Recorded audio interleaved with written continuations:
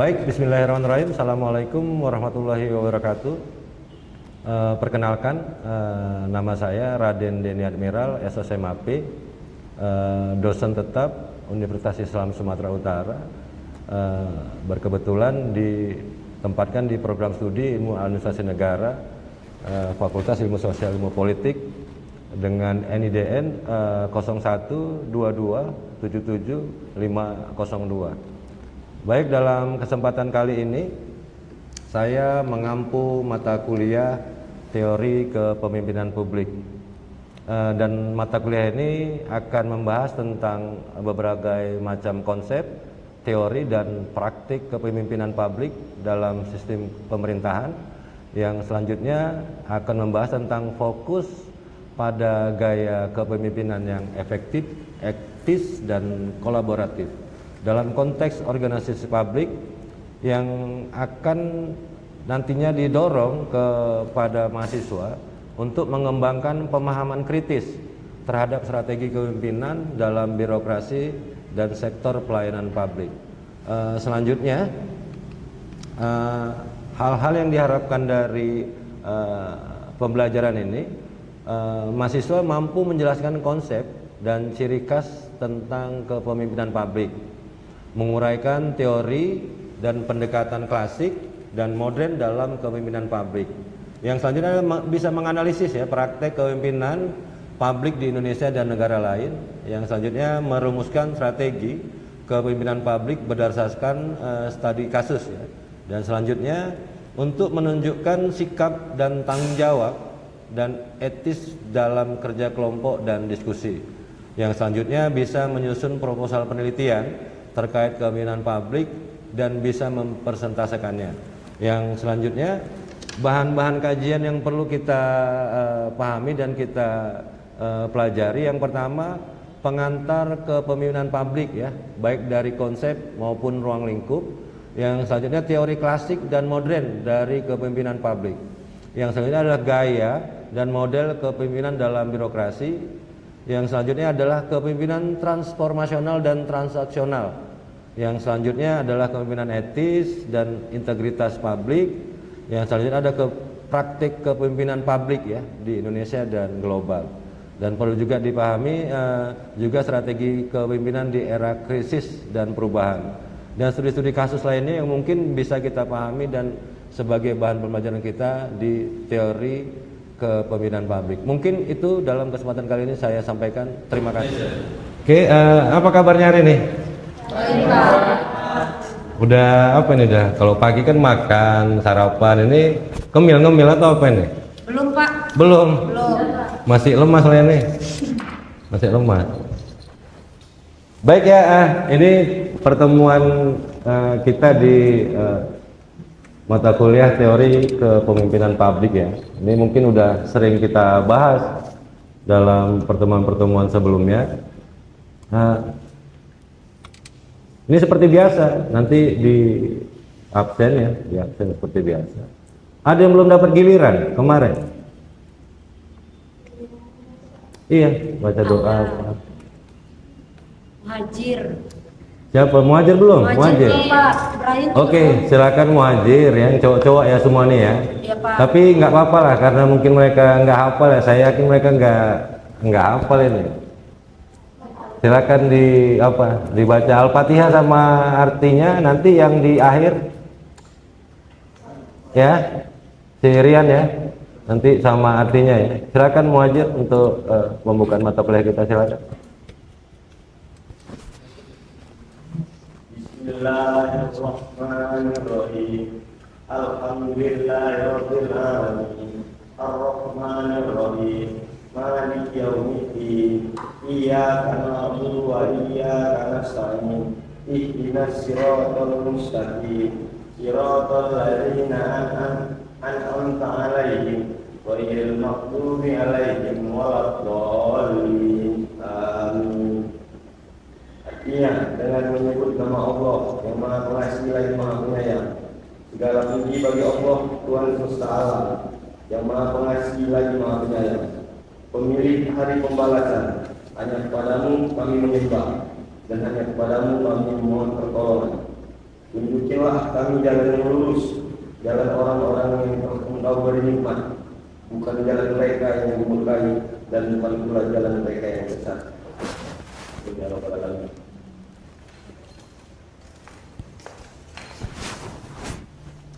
Baik ya, terima kasih ya Muhajir ya. Ini kita absen dulu ya.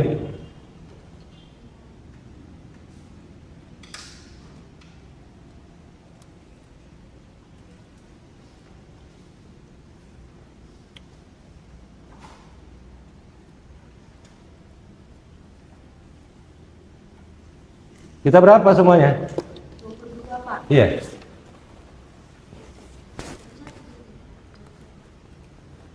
Baik ya, Salsabila, Intan, Niswa, Brian, Putri, Saya, Pak. Lulu, Hadir, Pak. Nazwa, Hadir, Pak. Fahru, Gladi, Dinda, Hadir. Davira, Hadir, Pak. Dapina, Hadir, Pak. Salwa Aziza, Oka. Ada yang belum? Ada yang belum di absen? Wajib.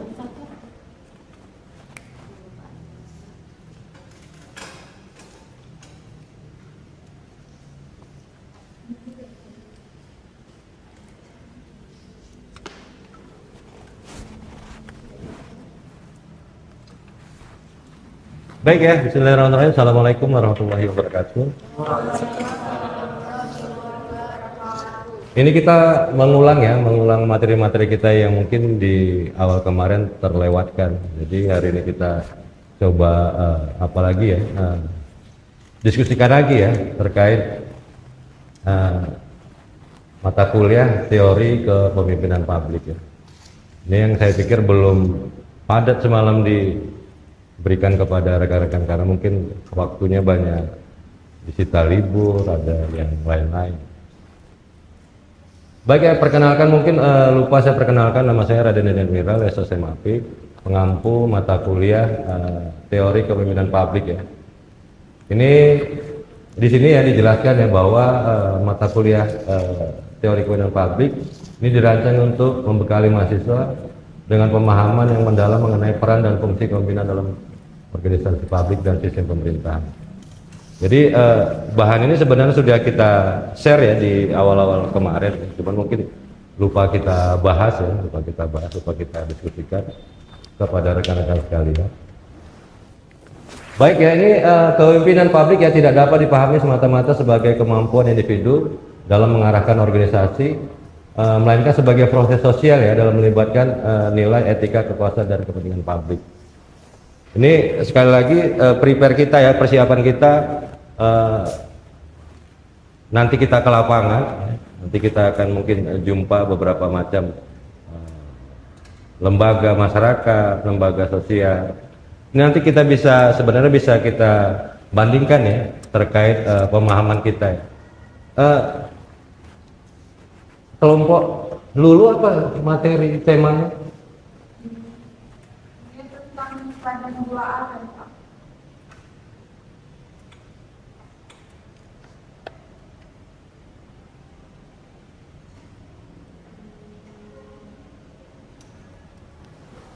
Penguatan kelembagaan sosial kemasyarakatan, adat kemelayu, UMKM, IPA dan gula aren di Desa Telukakung, Kecamatan Tanjungpura, Kabupaten Langkat. Ya itu nanti coba didiskusikan lagi sama kelompok, dipadatkan lagi terkait tema tadi kan.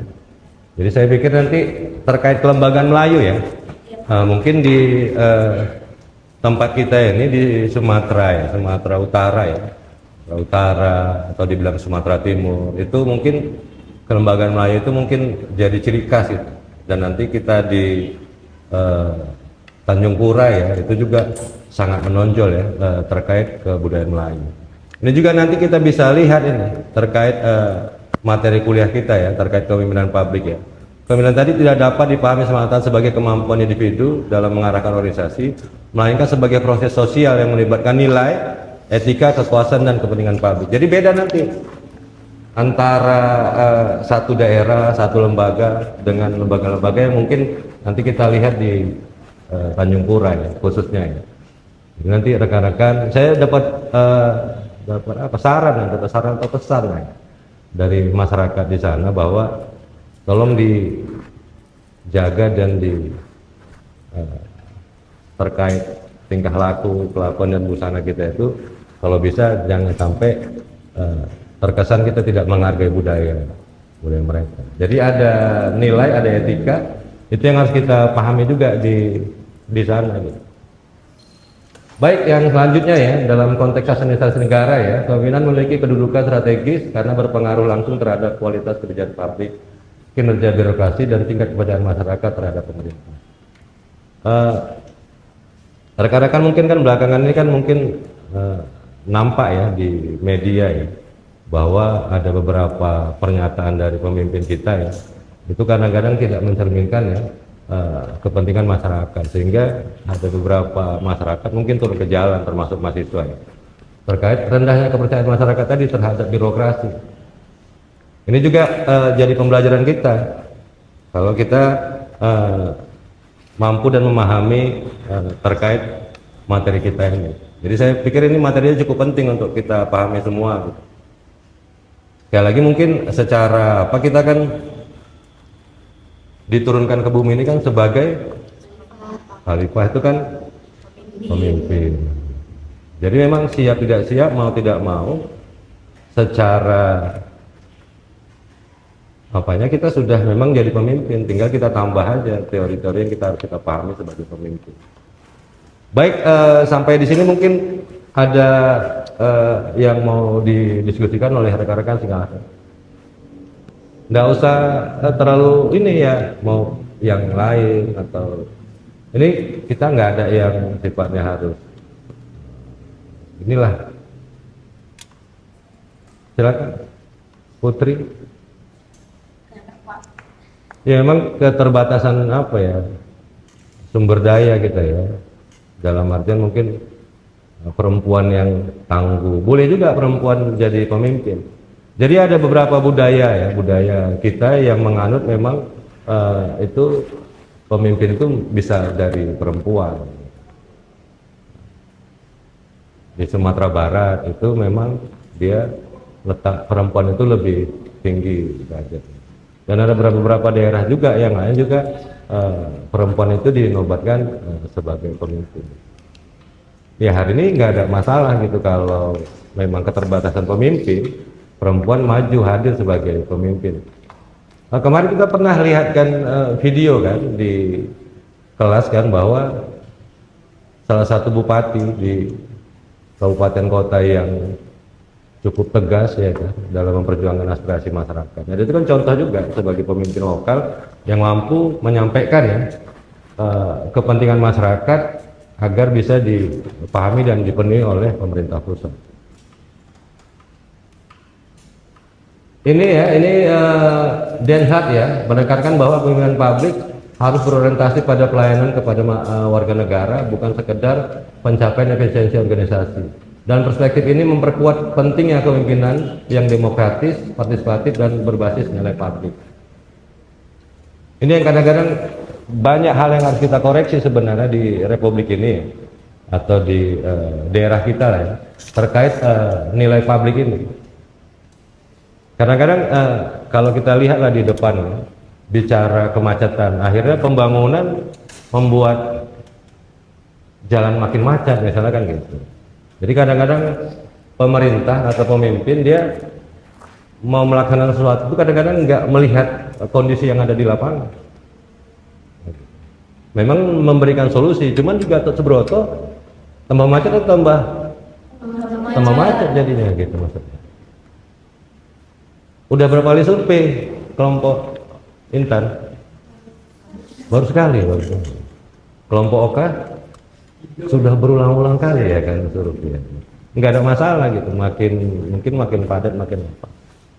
Dan yang coba saya kasih pemahaman bahwa materi nanti kita di lapangan itu itu memberikan contoh awal untuk kita. Sekali lagi saya ingatkan, saya coba sampaikan dalam kesempatan kali ini, itu bekal pemahaman kalian kalau nanti kalian mau membuat tugas akhir gitu. Jadi harapannya pelan-pelan dipahami gitu.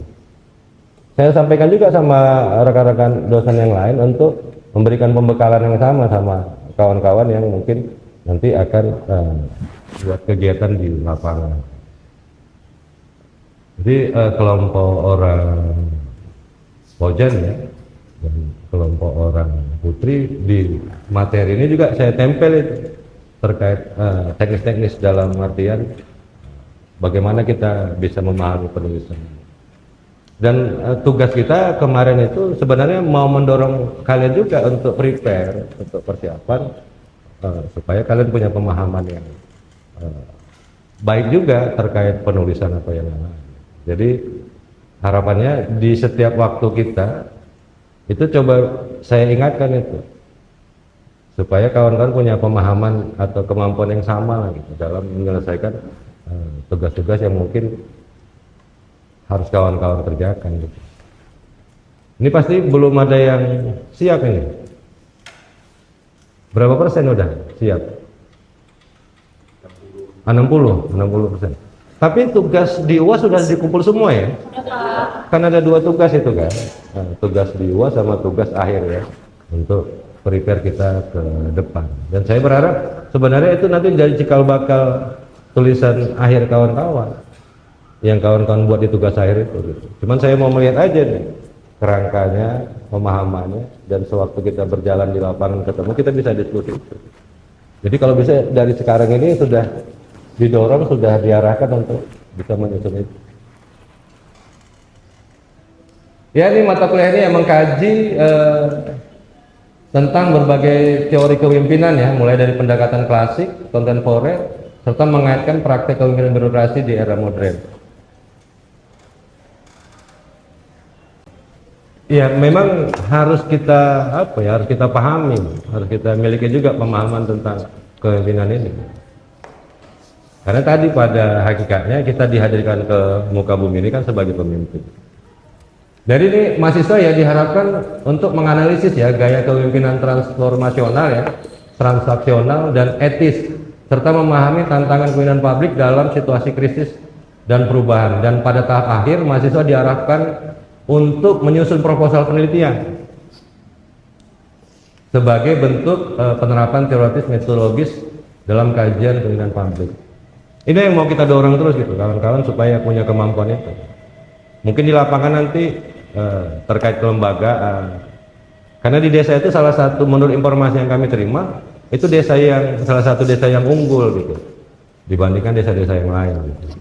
Jadi mungkin salah satu keunggulan tadi kepemimpinannya sudah jumpa sama Pak Kades nih. Dia relatif lebih muda dibandingkan kepala-kepala desa yang lain. Jadi inovasi, cara berpikir dan sikapnya mungkin dia mewakili perubahan yang diinginkan oleh anak-anak muda. Jadi agak kelihatan sedikit desanya lebih menonjol. Gitu. Salah satunya tadi faktor kepemimpinan tadi. Bisa jadi banyak kepala desa yang mungkin sudah berpengalaman atau apa. Cuman tadi mungkin keinginan untuk merubah itu mungkin tinggal sedikit gitu. Makanya memang banyak pemahaman yang menyampaikan bahwa perubahan itu memang diawali dari anak-anak muda. Gitu. Sampai di sini ada yang mau disampaikan?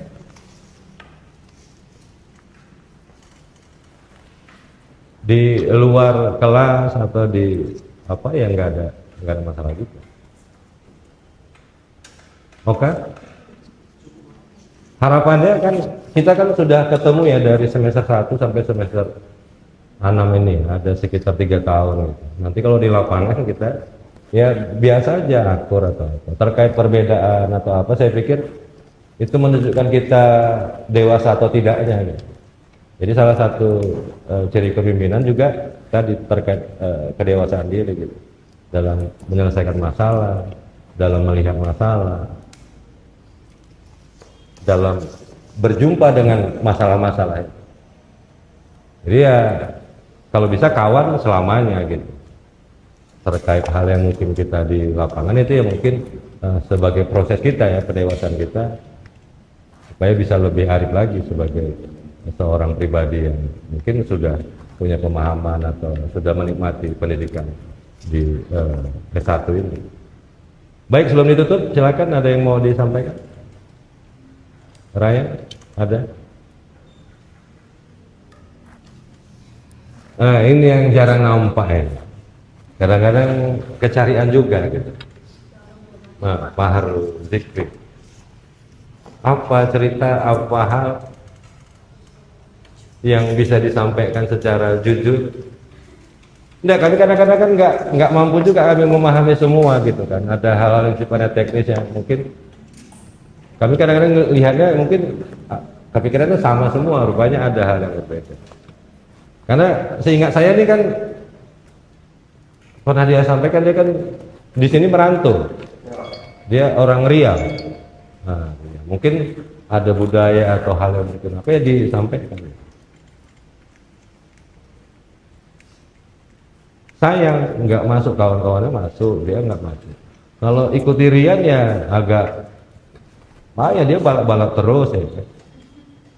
Banyak di lokal kita nih apa ya, kurang begitu aktif gitu, dan saya agak lupa mungkin menanyakan kenapa tidak aktif tadi. Terlalu banyak liburnya, terlalu banyak libur. Oh, waktu liburnya itu ya kan, waktu libur. Jadi keterusan ya liburnya ya kan, keterusan liburnya. Ini liburnya pun nanti agak panjang ya kan, jangan keterusan gitu, kalau bisa semangatnya tetap ada lah gitu ya. Baik ya, ini mungkin materi kita ya. Sekali lagi yang bisa disampaikan di sini, kelas ini bukan tentang hanya nilai yang mau dicapai ya, tapi tentang bagaimana kita berpikir ya. Itu yang mau kita gugah untuk kita semua dalam ruangan ini. Kalau hanya nilai, saya pikir terlalu sederhana gitu. Tapi kalau cara berpikir ini kan bisa kita gunakan untuk di mana dan kapan saja. Baik, sebelum kita tutup silakan penutup surah. Hah? Oh, Brian tadi. Oke, silakan Brian. Lupa karena ke sini jadi lupa ke belakang ya kan. Silakan. Bismillahirrahmanirrahim. Wal akhiril insana lafi khusr illa alladziina aamanu wa 'amilus shalihati wa tawassaw bil haqq wa tawassaw bil sabr. Dengan menyebut nama Allah yang Maha Pengasih dan Maha Penyayang, demi masa sungguh manusia berada dalam kerugian, kecuali orang-orang yang beriman dan mengerjakan kebajikan serta saling menasihati untuk kebenaran dan saling menasihati untuk kesabaran. Shadaqallah.